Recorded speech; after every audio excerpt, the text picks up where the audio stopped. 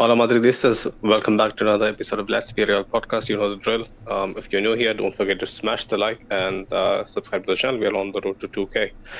Um, to kick things off, I think the pinned comment is not at the live chat. Mo, if you can, quickly Hola Madridistas. manage to somehow patch it up in a second, it'll be great. But yeah, Manscaped are our sponsors for like the past three or 4 weeks. You know the drill, people. You guys asked for a platform where you could show us some love. So there you go. It's pretty simple. You use the code LBR20 to get 20% off and free shipping on manscaped.com. They have a huge catalog of products ranging from beard waxes, loungewear, all of that. They are, of course, pioneers in below the waist grooming, but they have a whole massive catalog of all sorts of stuff. So yeah, show them some love, show Manscaped some love, show us some love. Pick up everyone again. To talk about the game, I would try my best to not get angered by what I just watched for the last 100 minutes or so. It wasn't pretty. We knew going over to Valencia, especially the Mestalla, was never going to be easy. It has always been a venue that has given us nightmares, to say the least. One win in the last four for Valencia was completely out of the window the moment I read that, because come the day that Real Madrid walks into town, there'll be a different team, different side with an agenda to just spoil our party. Yeah, 3 losses in the last 5 visits to the Mestalla. It didn't bode well. 2 wins in the last 10 years. That's a shocking stat. Not gonna lie. That's just what makes, I guess, Mestalla such a fortress. For Valencia, especially against us. Their defensive record throughout the season: 6 goals conceded. The least amount of goals conceded in the Spanish top flight is nothing short of amazing. Especially considering what they had to go through last year, and losing players, and still managing to put up a fight and kind of mix in with the top dogs, here and there. Coming into a performance, we have Mo to help us break it down. Big up my co-panelist, Mo. Talk to me, man. Early thoughts. Honestly, like I don't really have any words to say anything because, like, for me, okay, let me just be visceral. Okay, for me, this the thing is like Gil Manzano is like one of the better referees in Spain. The way I 100%. feel is that like one of the better referees in Spain just created the next biggest refereeing scandal in Spain. Yeah, this for me. This is the biggest refereeing scandal like that I've seen on the pitch. Because I can't say it's like the biggest refereeing scandal in Spanish football because we know what happened with Negreira and everything. But man, on Yeah. the pitch, I've never seen like something as rubbish as this. Like you just have to look at the whole sequence, man. Like I don't have words to describe it. Like he takes the whistle, he takes it to his lips and decides against it when he sees that Brahim is about to cross the ball. As soon as Brahim crosses the ball, a Valencia guy kind of pressures him and he blows the whistle. I'm not sure what he's doing there. I mean, there is nothing to forget about the fact that Jude Bellingham scored after that. But man, like how does the referee of his experience, how does the referee of his quality make a mistake like that? I don't really know, man. I don't really know what to say. Like, every time there's a press conference, Barcelona guys like Xavi and Laporta and everybody, they'll go out and say, and La Liga is adulterated, La Liga is this, La Liga is that. I mean, La Liga is definitely adulterated. It's just not in the way that they say it is adulterated, It is adulterated against us because, like, every time we have a decision go against us, every time Vinicius is complaining, and we are kind of like, Vinny, you need to take it into stride and get up and, just get on with the game. But how do you ask him to get on with the game after this happens? After something like this happens, Jude Bellingham, like, forget about the fact that he scored, man. Brahim crossed the ball. How can you blow the whistle when there's an attack in progress? The ball is in the final third. The cross is going into the box. Like how? Like tell me how, man. Tell me how. Like after every game, I am the one who's calm. Today, I am asking you. Please tell me. Like please explain to me how in the hell is this possible that a referee like blows the whistle in a situation like this? Like I am completely shocked. It's refereeing 101, to be honest. Like, I haven't gone through the trials of being a top flight referee. I haven't plied my trade in the Segunda division, or the Tercera division, or whatever the fuck they have over there in Spain. Um, One thing that I know for a fact is that if you're a referee with common sense, right, and you have Gil Manzan in the spotlight, who's someone with such a huge catalog of big games that he is, being, you know, basically tasked to handle. And there was a very clear reason that he was actually appointed for this match due to his, so you could say, street smarted refereeing, no bullshit refereeing, right? Like, that's what Gil Manzano is all about. And you could see from what he did at the end of the first half and what he did at the end of the second half, he is just as bad as probably anyone else. Man, I want to Um, say something that I'm not sure like how you're gonna think about it, but for me personally, when I see matches like this, I miss Mateo Lahoz, man. Like that guy had the personality to take yeah, control of games like these, and yeah. yeah, He was he made games about himself. he just had a very punchable face. That's what kind of. He made the game about himself, but man, come on, Yeah. like he was easily the best referee in Spain. But Mm, after he's gone, you kind of expect Gil Manzano to step up and take that role. But man, like what a disgrace. Like this is 100%. something you don't really I didn't expect. complete I my wouldn't point. expect this. I wouldn't expect this to be happening in the Indian league, right? You wouldn't expect this to happen in the Indian Super League where the refereeing standard is like so low. I mean, I wouldn't expect this to happen in the MLS near me. I wouldn't expect this to happen in the shittiest of leagues, and this has happened in the Spanish La Liga, a league that is trying to become the best league, is trying to get past like the Premier League. But then you have refereeing making decisions like this. Like how with what face can you say, man, Spanish league is something special? I mean, it definitely is something special, but it is special for the how bad the referees Wrong are. reasons. Yeah. Yeah, yeah. It's absolutely, tribal refereeing that really, puts a taint on what this league can be. I didn't complete my prior, statement that I actually wanted to make. A referee of his stature, or any referee, right? Like, I could say the guy who came on, what was he, 30, 35 or something? The referee that came on as a sub during a home game. Last week. Um, yeah. Yeah, I think it's He 29 or had something. 29. There you go. He looked fucking baby-like, for refereeing standards. He had at least a lot more calmness about how he at least went, to dial down as the game went on, and kind of close it out on the right note, right? Any referee, when they see that an attack is gonna break, you should be cautious enough, right? Like, if Brahim is running down the right, you don't let him settle. The moment Brahim settles and opens his body up for a cross, if you haven't blown the whistle by then, it is only common sense to let that play continue. Otherwise, like, no matter, like, if you're playing to the watch, right? You're playing to the T, how the time is calculated and whatnot. No matter what happens, if the ball goes in and then you blow the whistle, you're gonna be annihilated. Like, you can't walk out, like walk out from the game, without being manhandled. Simply put. So, like, I don't know, like, someone who fears for his life, right? Someone who has some sort of a reputation to uphold wouldn't do shit like that. It's basically someone who says, like, I'm not asked to be, questioned about this. Like, I don't give a fuck. I'm gonna just blow the whistle and get it over with. You know, like It was some, yeah. when things like Go this on. happen, you kind of give into the conspiracy theories. Mm, You're like, right?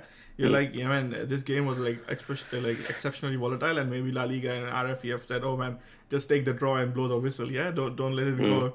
go. True. All sort of conspiracies come up, but man, like, Mm. if he had to stop the game, he could have stopped it when Brahim, like, before Brahim crossed the ball, while he Yeah. was just dribbling it out of the box. He could have stopped That's it what I then. said. The moment he opens the body Yeah, and like aims to cross, it's once finished. he crosses, It's like finished. how, what football is this where you blow the whistle when the ball is being crossed into the box? Like, I mean, I have no words, man. Like, I don't understand this. Yeah. Yeah. Yeah. There you go. When people claim that either Barcelona or us are, basically the guys who decide what angle the referee is going to ref a game from, this is the perfect example. Like, they just don't care. They are just bad either way. You know, the Negrera situation is it's its own entity. Like I can't really put that into the equation. I just can't. For tonight's match, this is completely on Gil Manzano, and it again, like the least he can do. This is not gonna basically rewrite history or anything, right? This game is gone. The result is done. All he can do is at least, like, I would have some respect for him if he came out in the next couple of days and said, I hold my hands up. This was a clear mistake that could potentially decide where this league title is headed, right? Like it's a far fetched statement, but still, like he should be man enough to come forward and just say that. That would ease up a lot of tensions, a lot of people's um ill will I towards him. disagree. I don't think it's gonna do anything for like He's, even if he's not like, I'm just wishing. It's just wishful no thinking at man. this point. I'm just saying even if he comes out and says, "Man, I made a mistake" and whatnot, but Yeah, come on, like nothing is gonna change. He's yeah. like he's potentially altered the way the league running was going to play out.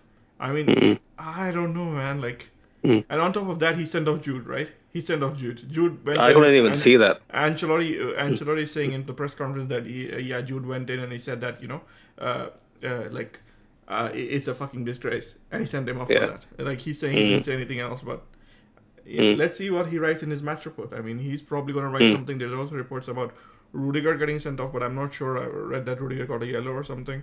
Joselu got a yellow or something, but like, yeah, man. Jude, I just think, saw is on one sent Twitter off. that Jude is the one who's confirmed to be sent off. Yeah, Jude. I'm pretty sure, but I'm not sure about the others.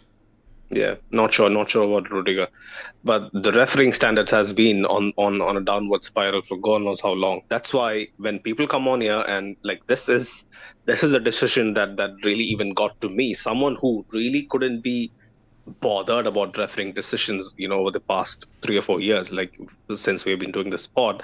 You see me rarely even moaning or whining about refereeing decisions because this has been the standard set by even predecessors of Gil Manzano. I Um, I mean, like yeah, everybody keeps complaining about Real Madrid TV, like putting out videos, just like that kind I'm of not highlighting bored. how they have refereed against us and how they're, Yeah, the mistakes they have made against us, and they yeah. say Madrid is like trying to pressure the referees or whatever.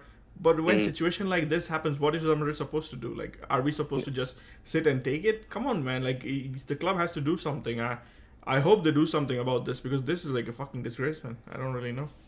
Drogba or JPG, that's what this is. It's a fucking disgrace. But the whole Real Madrid TV, frenzy, I'm not on board with. Like that's just my personal opinion. Like I've even told my mates that, like my club really being petulant in a way. I know you make a very great point. Like you can't just sit there and watch this unfold and be like, yeah, this is what fate does to us, right? Like we can't really keep our hands tight and do nothing. But again, like Real Madrid TV doing all that, I'm not a huge fan of. Like they can do their own thing. I don't care. Like I read even reports that the players weren't happy with some of all that stuff. But when you watch again days like this, like how else can you react? Like you have to really put some evidence out there so that more people are watching this and gonna ask RFEF, and the whole La Liga institution as a whole, what are they going to do with refereeing situations like this? Like, why are there no repercussions? At least in the Premier League, as of late, like I know it's next to nothing. It's basically a tap on the wrist, at the most. But still, they do Man, something. even in the Premier Go on. League, they have like videos. They are looking back at VAR decisions, right? I Yeah. mean, I could understand if this was a VAR decision that went wrong. There was a miscommunication that happened between like the video referee and the on-field referee. But man, this is like the main referee making a stupid decision when the player is crossing the ball. Like I don't understand what they're gonna do about. Like, I mean, I seriously don't know what they're gonna do about this. Like, there is no way you can compensate Madrid for this. Like, there is no way. You can't give us the third goal. You can't give us the win. I mean, man. Yeah. More. To just balance this whole conversation, like we have seen this happen before. Like if I'm not mistaken, like I may be wrong. My memory is the worst, right? But it might have happened in other games, probably at half times, maybe, right? I mean, if you look at the first half, right, the ball is out wide, and the referee blows the whistle before the ball is played. If he had blew the whistle in even the second half before it got played, I would have understood it. My first reaction when I saw that the ball went in, I was like, yeah, man, the referee blew the whistle. He probably did it before he crossed. But when you look at the videos that are on the internet, right, you can look at it. You can revisit the play. You see the referee blows the whistle after Brahim crossed. He takes the whistle to his lips when Brahim is dribbling out. He decides no, he's not gonna blow. He just takes and he doesn't blow. And then when after Brahim crosses the ball, he blows. Like, what is this, man? Like, if he had blown it before, I wouldn't have said anything. I would have accepted it. Like, it happened earlier in the season against Sevilla when, De Burgos Bengoechea, he blew the whistle, but still we scored. And I kind of understood because, he blew the whistle, so once the whistle is blown, you don't really play. But this was something else, man. This was completely something else. Yeah, the whole timing of what he did is just doesn't make sense to me. It's basically someone who doesn't give a fuck. That's the bottom line. Let me just read up a few of the comments. We haven't even gotten into the match. Ashik was mentioning Valencia always. Oh, Nacho is not just useful as a starter; he's also useless from the bench. I don't get this. Gil Manzano did well except end of the first half and the second half. He also says Valencia always acts like they're something but mid-table regulars and always lays down the arms for Barca like the French did against the Germans. Prince Arthur says, big up Prince Arthur, he says La Liga is a joke. Yeah, man, I kind of feel you, Prince Arthur, man. La Liga is a joke after this. 100%. If it hasn't been already. My comments are acting up more. Can you help me out? Read a few of the comments. Yeah, okay. Ashik kind of replied to Prince Arthur. I don't know, if you want to get into it, but he said, let's blame the league when the team makes mistakes like an 8-year-old. It's convenient to blame the league and ref for everything, starting from clubs' plumbing problems onto field's subpar performances. Barca is master at doing that. We don't need to follow them. Man, come on, I disagree with it. It's like what happened, in the end was a disgrace, and you can complain about it. The way I look at it, Milan is just replying to him. I don't think. He says now we play trash, but acting like it's wrong to talk about. Yeah, basically what I said. Rajat says we got fucked over with the La Liga ref, man. Bellingham will big up Rajat. Yeah, big up Rajat, man. But he asked, will Bellingham miss next 2 or 3 games? I mean, we don't really know what will happen. If it's a straight red, it's going to be at least 3 games, right? No. It's one game. After that, the competition committee. Oh yeah, I forget every time. Yeah. So it depends on what the guy writes in his match report. So once that is out, that's when we will know. Hassan has a nice one. Yeah, big up Hassan. He says, I am already on it. I am looking for every witch doctor in Europe. This ref will start coughing in 1 week. Yeah, and Hassan. Holy shit. Hassan is on a different level this time around. Hassan is with the gypsies from the Peaky Blinders and shit. They're gonna cast some spells. Yeah, Pick up Hassan. Marcus Winningham is also in the chat. He says La Liga referees are a big disgrace. I mean, echo your sentiment, Marcus. Rajat has an interesting comment. I don't know, we're probably gonna go into it when we, when we go into the detail and discuss the game. Did you read out Sid's comment? He was saying, remember Juan telling us that we have to get used to this. 100%. I don't remember. What was that? Can you fill me in? No. In one of the fan camps, one of our regulars, he was telling us, the past week that this is gonna happen every week, regardless. Rajat has an interesting comment, but I think we're going to discuss it when the match starts. And basically, right. It was about Rodrigo, I guess. Okay, just keep in mind till where we left off. Sure. We have 7 minutes before the ad break, so we gotta kind of breeze through it. Before we go to it, I think we need to kind of. I just want to bring it up. Real Madrid posted an article. They all usually do post it after a match. And they said that an unprecedented arbitration decision prevents Real Madrid's victory in Mestalla. They kind of fairly, they just laid the blame on Gil Manzano. They said Bellingham scored the winning goal in the last play, but Gil Manzano annulled it because he whistled at the end of the game and the ball was in the air. I hope they do something about it. I hope they complain to it. I don't know. They keep complaining, but nothing's really going to happen. So nothing's going to materialize from that.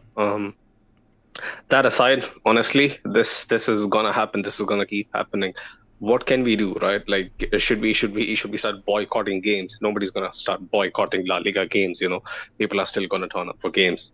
Like, people who think something like that is gonna work, it's never gonna work. But the refereeing decisions, this has been, like, in my opinion, this has been in conversation for at least the past 5 6 years, where there's been outcry for refs to come out, just like managers and players have to talk to the media.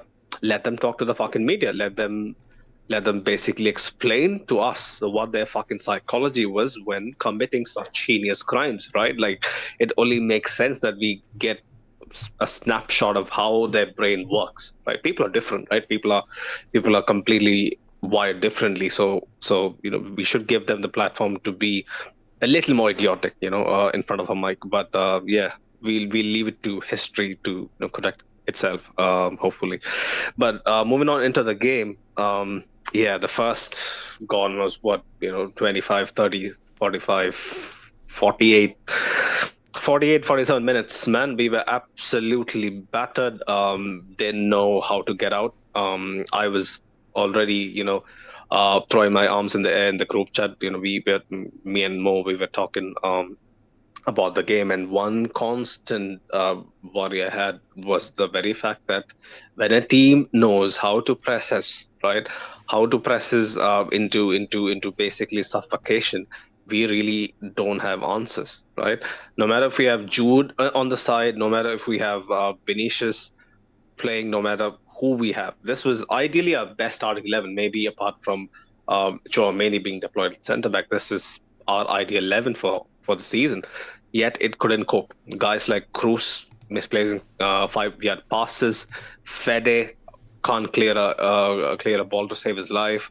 So many comical errors, so many errors just out of pure pressure. Right? Mo was telling me it's the atmosphere, to which I, responded promptly that Mestalla is not alien to us. Like, we have been to the Mestalla countless times, and even growing up, I remember even with one of our top tier squads in the 21st century, we always found Mestalla to be super intimidating, super difficult to play at. But that was my exact thought process. Like, what else are we expecting, right? More quickly, the first half in a nutshell for you. Well, like I just want to go back to the point that I made. Mm, When we were doing the pre-match, talked about this and we said that ever since mm, the transfers between Valencia and Real Madrid, especially the Mijatovic transfer, I think it has yeah, been a frosty relationship. they And have been butthurt, especially since yeah, Mijatovic. Yeah. so Mm, so mm, and we talked about like the hostility has always mm, been there, but you have to take mm, into the fact that what happened mm, last season, especially with with how Winnie and Ancelotti went into them, mm. especially for Mestalla for their behavior. This Yeah. this time it was gonna be dialed to 100, and Mm, we expected this, we knew this, but the problem was like everybody was trying to protect Vinicius in the first half, right? mm, Like every time we play a game, we always attack towards the left. In the first half, like how many times did we attack from the left? We kept shuffling the ball out to the right. We kept like yeah. I don't know the player. It wasn't because Vinicius was hiding, because Vinicius was up to the challenge. He never hides from Yeah. anything.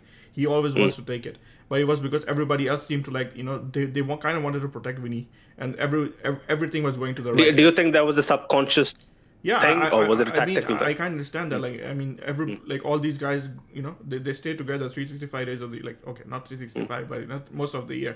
So Yeah. there's a camaraderie there, and this is a very tight dressing room. So I'm pretty sure that they wanted to protect him, even if it wasn't conscious. Subconsciously, like all of the game was like being funneled to the right, and I Mm. think that is one of the biggest reasons why we struggle in the first half. And we definitely gonna discuss this, but for me right now, I'm starting to worry a little bit about Rodrigo and the way he's playing. So for me, it was a little bit disappointing. But then Vinicius, he never shies away from a challenge, and when the opportunity came in, he scored the goal. But like the way Mestalla got into a team was like worrying. Oh, thankfully, like we won't see game like crowds like this like in the future, because yeah, I mean, there every away stadium is going to be intense, but it's not going to be this intense. And you made a right you made a right point about the fact that we have trouble dealing with intensity. That's something we talked about before we faced Leipzig as well. Like Real Madrid do tend to struggle when they are facing intense teams. So yeah, it is something that we have to deal with. But for me personally, I think the level of mistakes we saw the number of mistakes that we saw. It was more down to the fact that I think the intensity that the crowd brought into the game today, and the fact that players were trying to protect Vinicius, it kind of like hampered us in the first half. Yeah. Vinicius would have been a nice outlet, but still, I do believe that the effectiveness of Valencia's press would have, we would have maybe created a couple more chances. Would have been a bit more. We would have given them a bit more to think about, at least on the counter. But I believe the way Valencia, played against us, especially the first 30, 35 minutes. I mean, you definitely have to praise Valencia, because I think Baraja knew how Real Madrid were gonna, like, I don't know, but he figured it out, because they left Guillamon on the bench, and they came out. Yeah. They came Guerra out was the difference. He was exceptional. I mean, they left him on the bench in the first half, and they fully took advantage of the fact that we were making mistakes. They had Yaremchuk, they had Javi Guerra, they had Sergi Caños, I think it was Diego Lopez Diego Lopez. Yeah, Diego Lopez. Diego Lopez came on the second half. I think it was Fran. Fran Perez. Yeah, so they came out attacking, and yeah, like we definitely did struggle to it. Should we take the ad break now? Yeah, I think we should take the ad break. People, short break, 2 minutes. We'll be right. Doris has to say about Manscaped. Like a Manscaped again. It's time to talk about Manscaped again. So, ever since we started this podcast, you guys asked us how you can help us out and support us. Well, we are happy to announce that we've been sponsored by Manscaped, and it just so happens that the Super Bowl is happening this weekend, and Manscaped is here to bring you the new Beard Hedger Pro Kit. The absolute goat, of grooming and precision trimming, and you can get yourself a good little discount from manscaped.com if you use our code LBR20 at checkout for 20% off and free shipping. So in this Beard Hedger Pro Kit, you get everything you need to create your own signature look, and especially do it with ease. You get the Beard Hedger, which is a cordless trimmer that is also waterproof, so you can just shave in the shower. There's no mess. It is high precision, and you get one guard that has 20 adjustable lengths, so you don't need 20 different guards. You can just have one guard that is adjustable to 20 different lengths for high precision shaving. And in the kit you get also a bunch of things. You get like a beard balm, you get beard oil, shampoo, conditioner, you get a beard brush, you get beard scissors, you get a comb, you get a bunch of things, so definitely check out Manscaped. And of course, what better time to do it than now, especially as the Super Bowl is coming up, and you want to look fresh for the ladies, especially if you're going out on that day. And definitely go and check out manscaped.com, use code LBR20 at checkout to get 20% off and free shipping. That's LBR20 for 20% off and free shipping. And thank you to Manscaped for sponsoring us, and back to the video. Welcome back, people. Big up Manscaped again. You heard Doris. LBR20 to get 20% off on manscaped.com. Show them some love. Show us some love. To talk about the game, I want to, double down on something I mentioned in the group chat. Like I've said this on many occasions, but this, I think, the timing of this performance, the timing of the past 3 or 4 performances really haven't, filled me with confidence, going into such a crunch period for us. I was talking to one of our audio listeners, earlier. Was it yesterday? I think it was yesterday. And she was telling me that it was almost like we are basically, she was insinuating, if we don't play like this, we would basically end up wheezing towards the end of the season, which I kind of understand that, like some games or some matches you have to navigate with handbrakes on. I get it. Maybe that might be the reason, we lack a bit of intensity in some games. I do remember that a couple of years ago, when we won the double as well, we had to navigate games with, a handbrake on as well. So it's not surprising, but watching these matches unfold really is nerve-wracking for me. Where passing, especially, is very ponderous. We just let the teams settle into a block and then try to penetrate a low block, especially who is well prepared to even cover our flanks as well. And yeah, another big point that I have to make, again, this we have mentioned probably all throughout the existence of our podcast.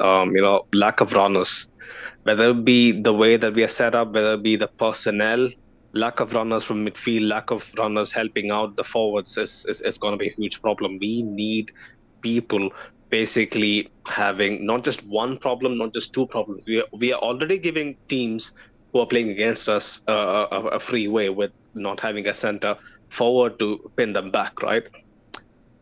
Couple that with no runners, we are basically giving them free estate to, yeah, like just tie their hands behind their back and wait for us to hit a wall and attack to basically break down, and they can go the other way. If I may, like just shorten, I would say like we are kneecapping ourselves, with the way we are setting up, because the medical lingo, fuck that. But it's like you expect Rodrigo to go in and combine with others, Vinicius, Rodrigo, and Bellingham. But man, like what was that today? I mean, Rodrigo, he was just like he was running on the right flank. Nobody was going inside. Bellingham, and even Bellingham didn't look like 100% to me. I was kind of surprised. Yeah, he didn't look 100% fit. No, nowhere near. Yeah, and I was kind of surprised that he went for the full 90. But I mean, Vinny was the only one when the ball got to him. He created any danger. But apart from that, like, Rodrigo, even on the right, like he ran at them or whatever he did, like there was no effect of it. It didn't really turn out to anything. It didn't amount to much.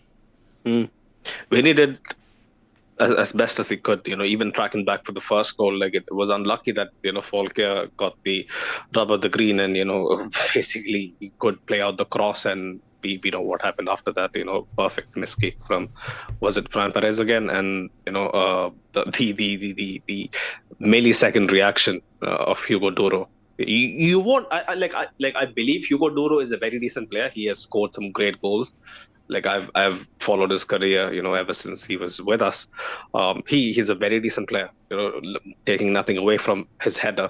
But unless you are a Cantera and playing against Real Madrid, you don't get that split nanosecond reaction to basically direct that towards goal. That was a bullet header if you deep it. I mean, I wouldn't even think that he had the wherewithal to direct it. I think Sergi Cañas. I think it was Sergi Cañas who kind of like God just gives ex-players this. He just misses it. The ball just collides off of Duro, and somehow it suddenly goes into the net. Like, I don't know, man. I wouldn't even say Duro like directed it. He just got lucky. The way I'm thinking, he just watching it, the velocity at which it flew into the back of the net, bro. I doubt it, but yeah, you might have a point. But to concede that goal was really gut wrenching.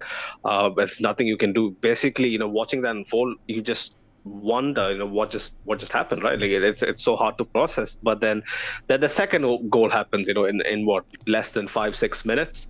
Carvajal, pretty straightforward routine back pass. Who was it on commentary was mentioning during halftime, or was it after the goal? Stuart Robson was mentioning, I guess, the ball was perfectly curved in a way that it went away from Lunin, into the path of Yaramchuk, who basically had the composure to take it around him and slot it into the back of the net. When we are looking at goal plus assist stats, are we counting that as a Carvajal assist? Because that was like a brilliant assist. 100%. The swab on it just makes you double check it. Was it a betting scandal? Under the wrap. It's funny as fuck.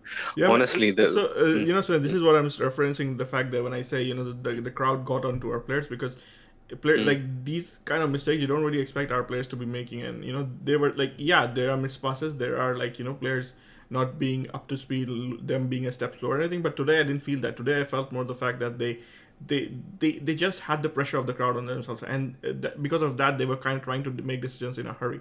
And when you do that, you have these situations where you're struggling. So for me, that is why I kind of felt that the pressure got to us, because Carvajal has made a few mistakes before, but this kind of mistakes, where he is taking the complete wrong decision, where he's not putting the right, let's say, weight on the pass. Like, you don't really expect these kind of things, and the biggest example of that was like Tony Cruz, man. Tony Cruz is like somebody Holy shit. we almost worship him on this podcast, right? And he was the one who was misplacing passes. So that is how bad I think the pressure got to the players today. And it wasn't until Modric came on, for all the criticism that I have directed towards him, especially after the Rio game, I believe it was. He was exceptional. Yeah, he brought in and really brought some calmness and solidity to the team. 100%. Cruz being on the set pieces, man. I'm not a fan. Mo, I want your 2 cents on it. Is that the only way forward? Can't we have a different option? I can't see. We have had this discussion before as well. For corners, like 10% conversion rate, and whenever there's been a big moment, there's been Modric. But like overall, I don't know. Do we really have somebody who's going to take them better? That's my question. So for me, Cruz is taking them. It's okay. We can't really do much about it. I think the staff that is handling the set pieces, I remember like we were talking about it, and like in the media as well, we said that David Ancelotti is the person who's taking control of these things. So I hope they do better, but like man, set pieces can be hit and miss, but that is because we do have to give some credit to the team, because overall I think in La Liga we are the ones who scored most from the set pieces. 100%. Yeah, so they definitely do deserve credit, but I hope they can do better, because in situations like today, in the Champions League can be a difference. In the Champions League as well, it's going to be vital, man. Yeah, that was the first half. I was wondering, like if we go in at 2-0, like can we really find something within ourselves to come back and then fight? And this was a gift, basically a gift from Mamardashvili, I would say. But up until then, like Fede really tried.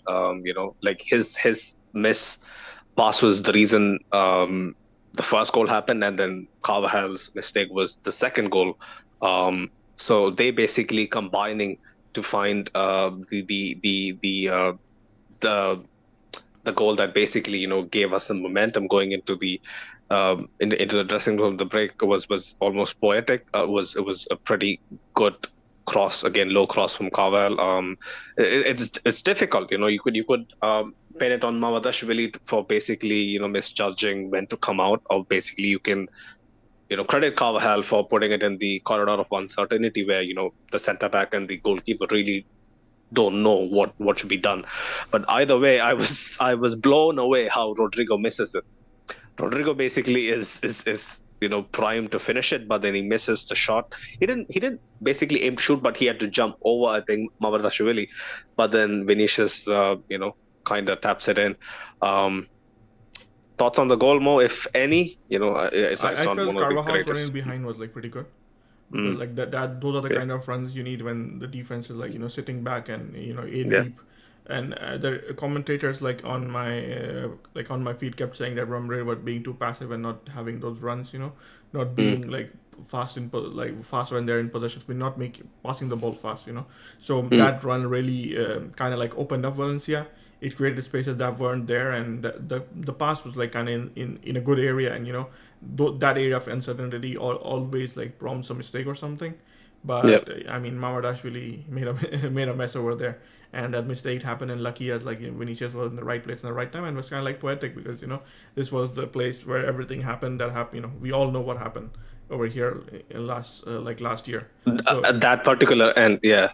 So isn't that where the Carva Nordis of Valencia, I think, go on. I would believe so, but without like I'm not 100% sure, so I don't really want to say anything about it.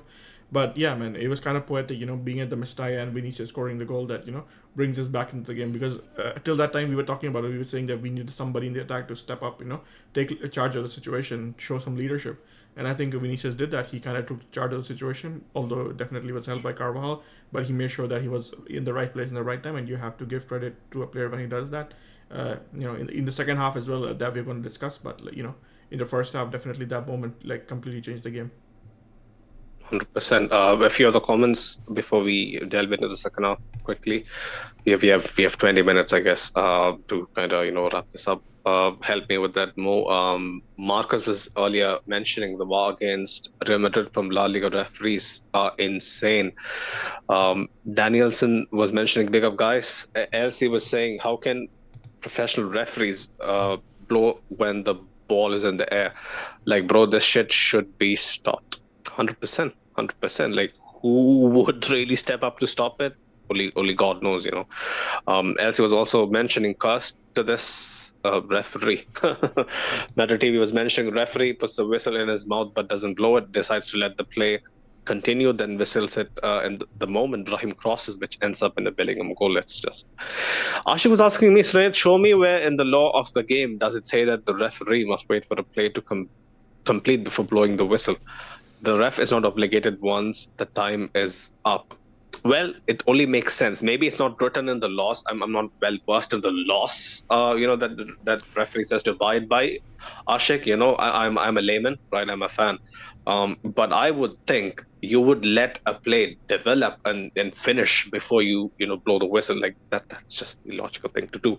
I mean, at some points in time, there has to be common sense, right? The referee has discretion, but referee, in his discretion, has to take into consideration like where the ball is and what situation the play is in.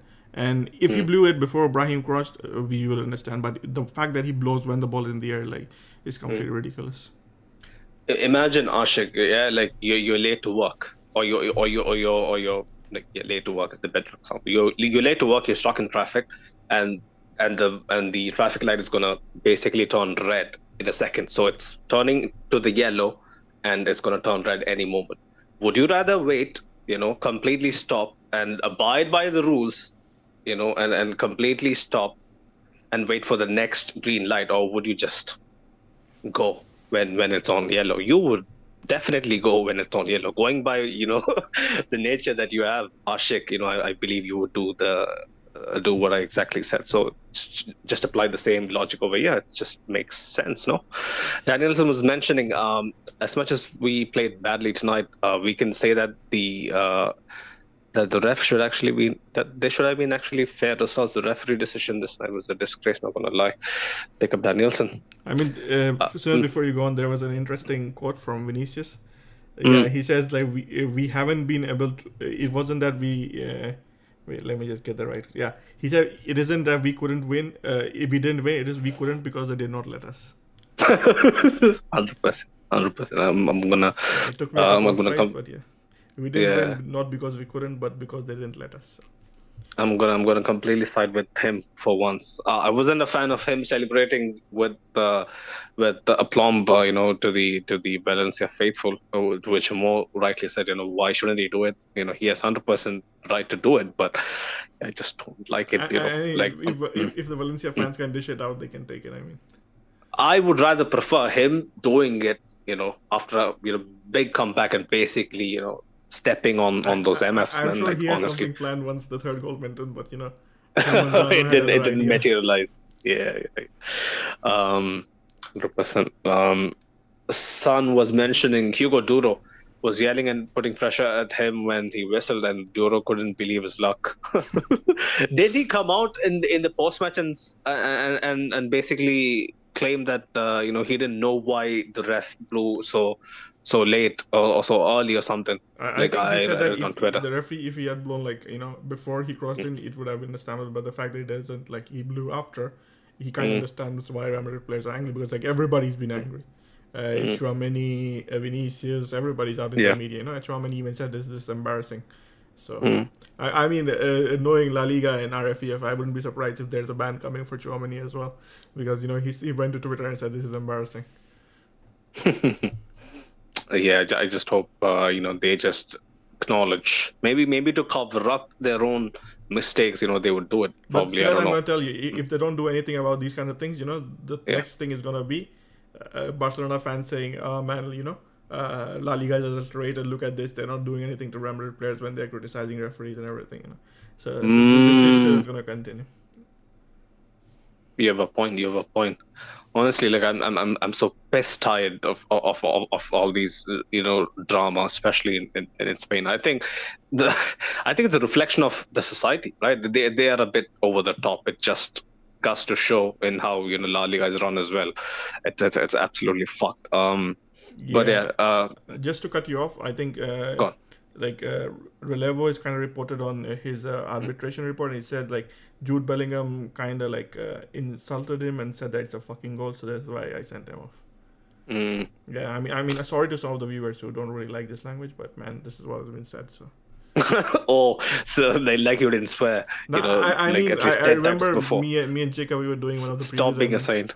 me and Jacob we were doing one of the previews, and somebody didn't like it, and they kind of mentioned it in the chat. So I just Really? remembered it. Yeah. But Jacob has a tendency to misplace his fucks. Like I would suggest Jacob to basically like train it a bit more. I've noticed that with him, but Jacob does it in good heart. So yeah, pick up everyone who tunes in, man. Right, for the second half, I thought Mendy was good. Mendy was really good tonight. He You did? combined well. Yeah, like you didn't think he was good. I wouldn't say like for me the issue was like I felt like we were weaker in that area. Like they would let us play the ball to Mendy because they know it wasn't going to nothing was going to happen. So He played a very good ball to Cruz. Remember? I mean the thing is like none of his like balls particularly stood out to me, and the combination play wasn't there. We were talking about this in the preview, right? Me, Farouk, last game they were trying to recreate what Benzema, Rodrigo, and Vinicius used to do with their combination. That's never gonna happen. Yeah, and Mendy just took the Benzema's place, and Farouk said there's a difference between the go-kart and Formula One.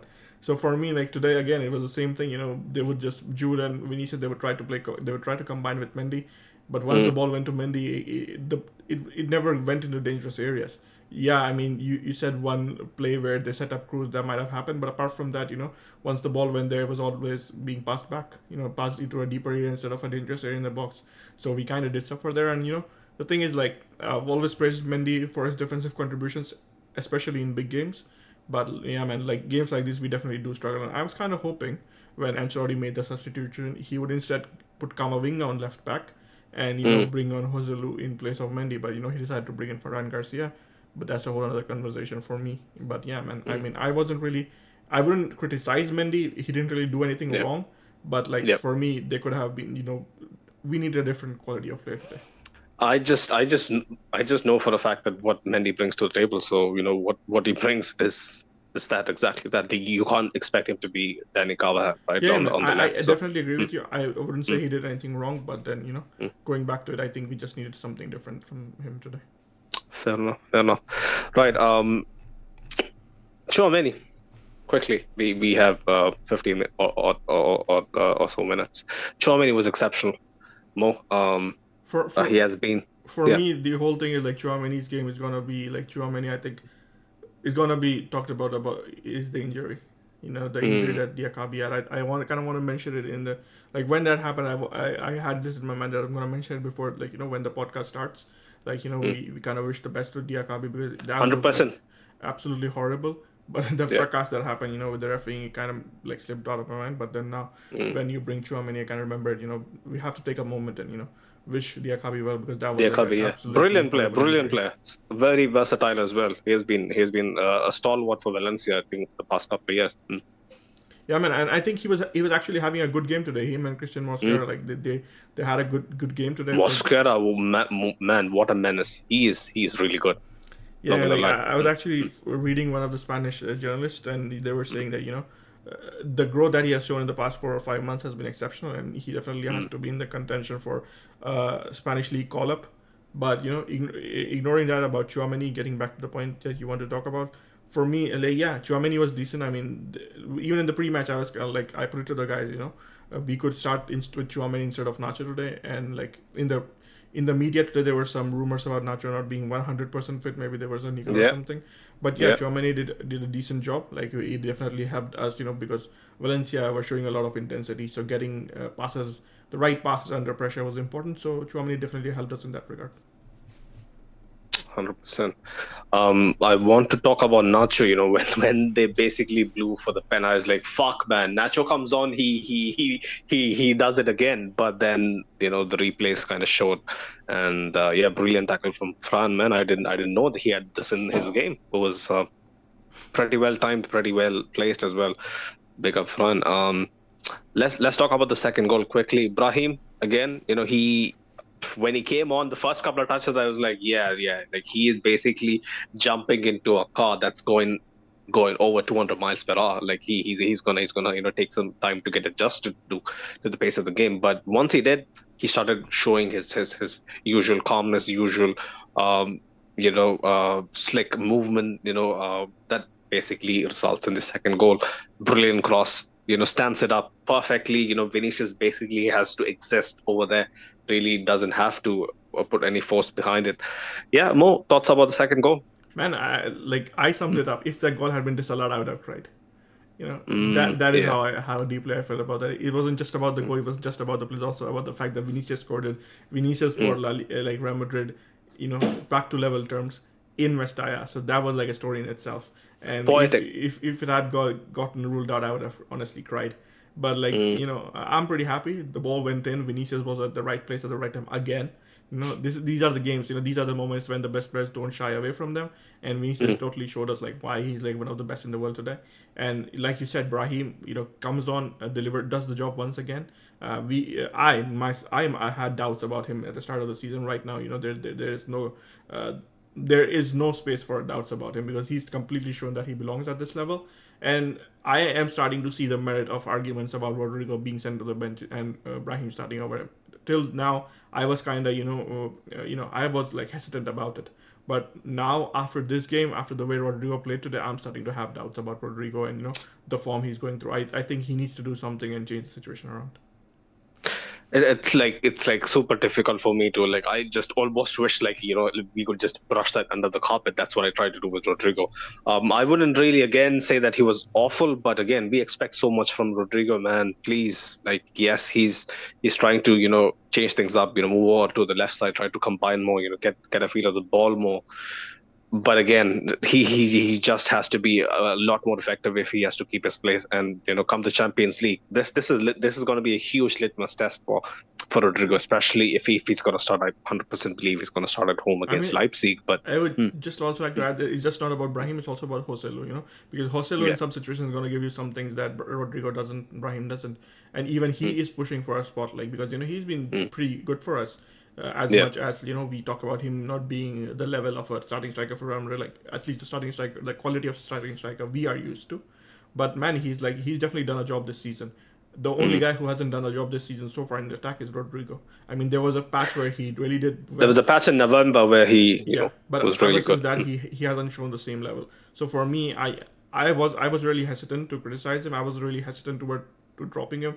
On multiple occasions, I've said that Rodrigo has some qualities that Ancelotti is not going to drop him. But after today, after the sort of form that Brahim is showing on a regular basis, not on one game, on a regular basis. But the funny thing is when Brahim starts playing. When Brahim gets to start games regularly, he goes missing as well. So I don't know, man. I mean, the thing is like every time Brahim has played, like started from the start, started from the beginning, it has always been with Rodrigo and Vinicius. Whenever he has played with Bellingham, Bellingham and maybe another guy, maybe one of Rodrigo or Vinicius, he has been really good. So for me, I kind of want to see Bellingham, Brahim, and Vinicius for once. Maybe they bring something different. That definitely can bang. Like I've seen enough evidence to tell me that their combination play, their basically telepathic sense of where each other would be is pretty good. Rodrigo is finding it difficult. It's just a rough moment.